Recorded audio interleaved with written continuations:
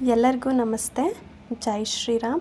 ಇವತ್ತಿನ ದಿನ ನಾನು ಹಾಲು ಹಾಕಿ ಗಾಣಿಗೆ ಸೊಪ್ಪಿನ ಸಾಂಬಾರು ಹೇಗೆ ಮಾಡೋದು ಅಂತ ಹೇಳ್ಕೊಡ್ತೀನಿ. ಇದಕ್ಕೆ ನಮಗೆ ಗಾಣಿಗೆ ಸೊಪ್ಪು ಬೇಕಾಗುತ್ತೆ. ಗಾಣಿಗೆ ಸೊಪ್ಪನ್ನು ಚೆನ್ನಾಗಿ ತೊಳೆದಿಟ್ಕೊಂಡಿದ್ದೀನಿ. ಮತ್ತು ಹಸಿರು ಮೆಣಸಿನ್ಕಾಯಿ ಮತ್ತು ಬೆಳ್ಳುಳ್ಳಿ ಈ ಮೂರನ್ನು ಕೂಡ ಒಂದು ಕುಕ್ಕರ್ನಲ್ಲಿ ಹಾಕಿ ಅದು ಸ್ವಲ್ಪ ಒಂದು 5 to 10 ಮಿನಿಟ್ಸ್ ಅಷ್ಟು ಚೆನ್ನಾಗಿ ಬೇಯಿಸ್ಕೊತೀನಿ. ಅದು ಅರ್ಧ ಬೆಂದರೆ ಸಾಕಾಗುತ್ತೆ, ಜಾಸ್ತಿ ಬೇಯೋದು ಬೇಡ. ನೋಡ್ತಿರ್ಬೋದು ನೀವು. ಇದು ಬೆಂದಾದಮೇಲೆ ಇದನ್ನು ಒಂದು ಪ್ಲೇಟ್ಗೆ ಶಿಫ್ಟ್ ಮಾಡ್ಕೋತೀನಿ.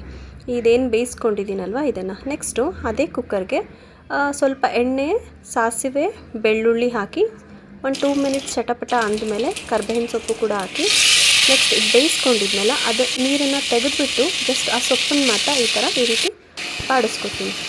ನಂತರ 1 to 2 ಗ್ಲಾಸಷ್ಟು ಹಾಲನ್ನು ಹಾಕೋತೀನಿ. ಗಟ್ಟಿ ಹಾಲನ್ನು ಯೂಸ್ ಮಾಡ್ತಾಯಿದ್ದೀನಿ. ಸೊ ಹಾಗಾಗಿ 2 ಗ್ಲಾಸ್ ಹಾಕ್ಕೊಂಡಿದ್ದೀನಿ.